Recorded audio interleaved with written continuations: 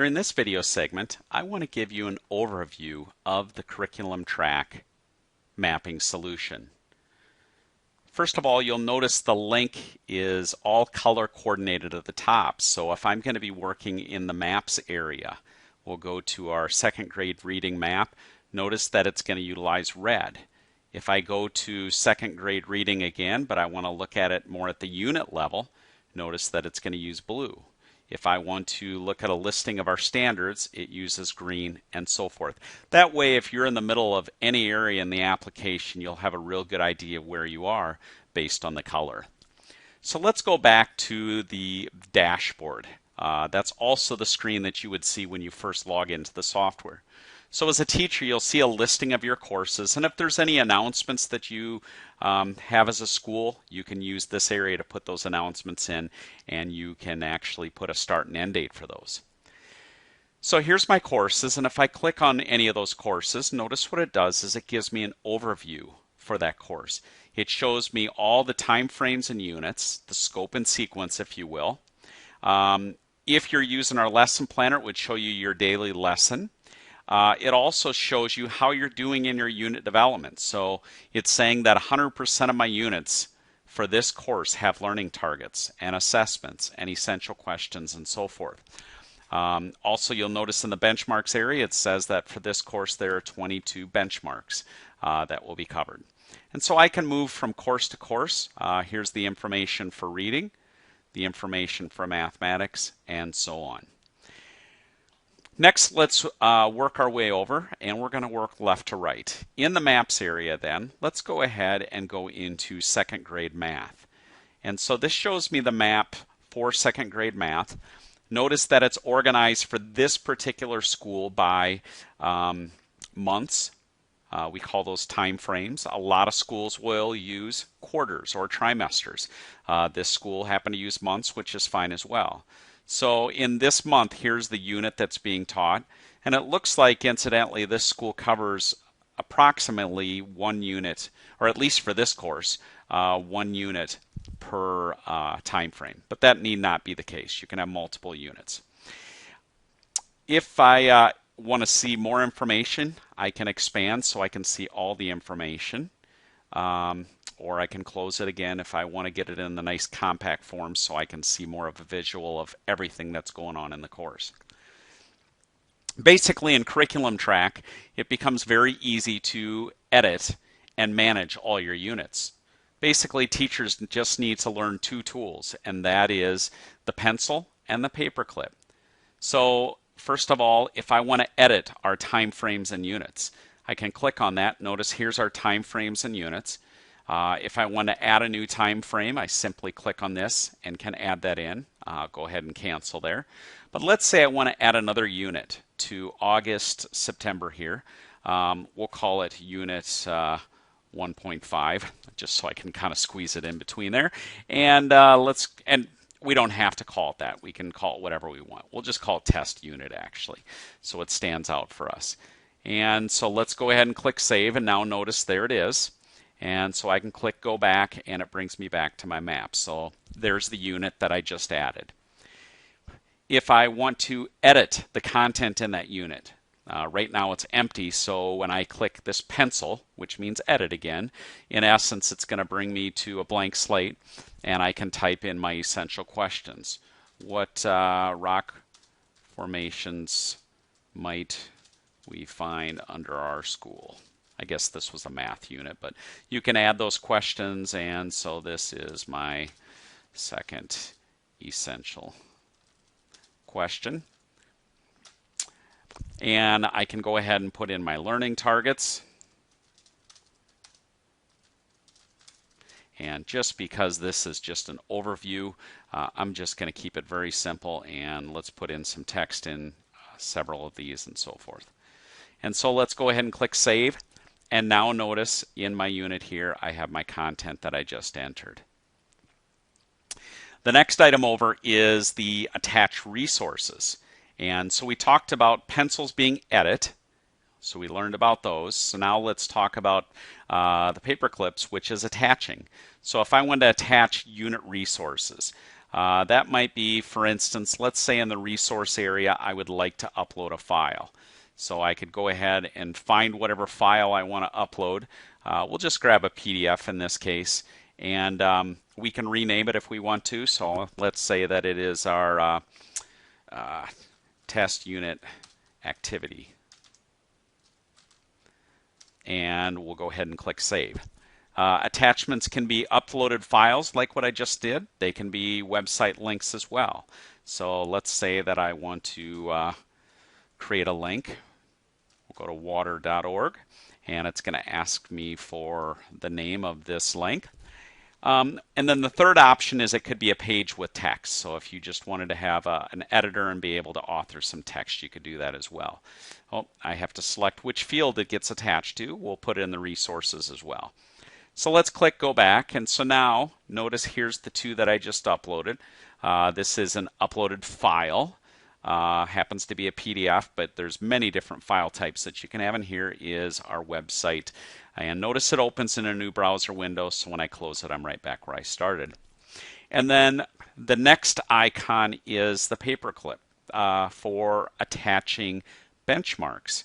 So if I want to attach benchmarks to this particular unit, let's go ahead, and right now it's showing all of our math benchmarks. If I click on that, now it's only going to show me the benchmarks attached to this course, so it's going to be the second grade ones. And we're going to instruct those two, and then we'll assess these two benchmarks. And when we say assess, so A is for assessed, that means that it's being taught, in other words instructed, and being assessed. If we choose the I option, it means that it's just being taught, but we're never really assessing the students. And then the N means it's not covered. So it's kind of a hierarchy. Not covered, instructed, instructed, and assessed. So let's go ahead and click Save, and now notice that there are our benchmarks. And if I want to see any of these in greater detail, I can click on it to see what program it's from, the Strand Performance Standard, and the full benchmark, and I can see if there's any other courses that it's attached to as well. So that's really the mapping view. The unit plan view is very similar to the mapping view. The only difference is it allows you to zoom in even further. So if you think of this map here as we're able to see the entire course all in one document. I like to use the analogy of a map of, for instance, the United States. I can see all the states and where they're located all in one document. However, if I want to dig into one of the states, one of the units, if you will, then I like to use the unit view instead. So now we're going to dig in and choose one of our units that we want to work with. So let's choose the test unit. And so notice it's all the same information I had, but it's more zoomed in, if you will. I can actually see the full description without having to click on it. And because it's more of a vertical view, it becomes a lot easier to be able to see this information. Notice it's what I just set up, all the information I just set up. Here's our resources and so forth. And you can edit any of these fields individually if you want. So if you need to make some changes, you can make those changes very quickly by clicking the pencil icon per field, or you can make attachments per field. But we also have an edit all field, so it's much like the curriculum map view where you can edit all of them at once and click Save. So again, the unit plan view is similar to, or it's the same data as the map view, it's just zoomed in more. So if I make any changes here, in fact, I just made this change right here. If we go back to the map view, we'd see that change for learning targets for that particular unit. The benchmarks area is a place where you can go to see which benchmarks your school is currently using. So for math, we're using Common Core. Let's see, for science, looks like our school is using Michigan Science. Michigan Standards. For information technology, we're using the NETs, which are a national set of standards, and so forth. You can also search these if you want to by a specific word. So for instance, if I do a search for the word phrase and I want to find a standard that has that word in it, notice there's phrase, and if I go through, I'd find it in all those. The next area over is the other curriculum. And this is really handy for teachers when they first start using Curriculum Trak, because what it allows you to do is it allows you to look at the maps, course maps of teachers in all of the other schools that are using Curriculum Trak if they have the sharing turned on. It's optional. Your school could turn this off. However, then you wouldn't be able to see the maps and units of other schools. So we always recommend schools leave that on. It's okay that your maps aren't done. That's everybody's curriculum mapping is a constant process. So we recommend that you use this because it's very beneficial. How might you use it? So I'm an I'm a middle school math teacher that teaches algebra. So I would like to see what other teachers in 7th and 8th grade math teachers have for maps for algebra. So I can go ahead and click search, and what it's going to do then is it's going to take our 44,000 courses and oops, I think I missed the search. Yeah, it wasn't searching up here, I see. And what it's going to do is it's going to find, in this case, 520 course maps that are used for Algebra 1. So if I click on one of these, I can open it up. Notice this teacher isn't doing much. So let's go back again. We have kind of a handy feature that you can use now that keeps you from seeing all the extra units, or the units and the maps that aren't real full. So what I'm going to do is I'm going to only look at the ones that are 80% complete. And so now it's going to narrow it down quite a bit, probably from 520 different course maps to still 223. But the nice thing about it is now if I click on one of these, it's going to be fairly consistently full. So I can see what other teachers have done for maps. Also, I can add it to my favorites, which is really nice as well. I can click on any of their units if I want to. By the way, that add to favorites allows you to come back later again to it. You can also search if you want by units instead. So if I want to search for a unit called ecosystems as an example, let's say that I want to look for 5th grade ecosystems, and I'm going to only go to the ones that are 80% complete at this time. And when I do that, you see I ended up with 119 units with ecosystems. And so that's Pennsylvania. That's maybe a little more specific that I want. Let's go into this one right here, changes in ecosystems. So you can see their entire unit plan right here. And if you wanted to, maybe you have a question for the teacher, you have a question about one of their activities. What you can do is you can contact the school regarding that unit, enter in your name and your email and your question, and it will email Berean Christian School and send them over your question. By the way, that actually will not go to the teacher. That's going to go to the curriculum admins, just in case they want to field it before it goes to their teachers. So let's go ahead and go on. We also have faith learning integration content that our faith-based schools really like to incorporate into units. You may have actually seen that when I was working at the mapping level. So let's go back once again to my math class, 2nd grade mathematics. And when I edit this unit, notice that there's faith learning integration and content. So for the faith-based schools, this is a math course. There's actually 10 areas at the time that I'm doing this video, and we're expecting many more coming in the future. But there are 10 areas, or 10 programs, and then for each program there are also 4 strands. And so each of these has a philosophy statement, biblical foundations, understandings, activities, attitudes, outcomes, and activities, ideas, and questions. And so teachers can utilize this content right within their map and so forth. So now notice it added that in there. So that's something else that's very unique to our product. And the accommodations are accommodations for students that perhaps have some special needs and such. We have our reports area. So if we want to generate a list and say, I want to see all of our 2nd grade math benchmarks, there are 26 benchmarks. Of those 26, 13 are currently being assessed and 24 are being instructed. And so I can go through very quickly and see each of these and see this one's never being assessed. It's being instructed 2 times but never being assessed. And it's nice, you can click on these numbers too to see what units it's actually being instructed or assessed in. We also have another report that's very similar to that.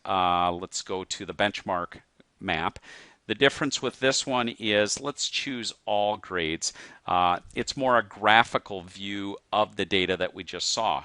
So the shading shows us where it should be taught, and then the A's and I's tell us if it is being taught and assessed. So notice this school's doing pretty good. Here's some gaps in, for instance, 7th grade. Here's one that should be taught, but it isn't being instructed or assessed at this point. And you can click on it if you want to see more details of it and such. There's many other reports.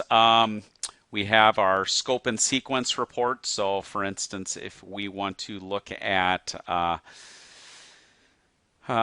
guess I hit the wrong one. This is actually a search by keyword. So for instance, if I'm looking for the word water, and I wanted to search the essential questions, assessments, unit title, and such.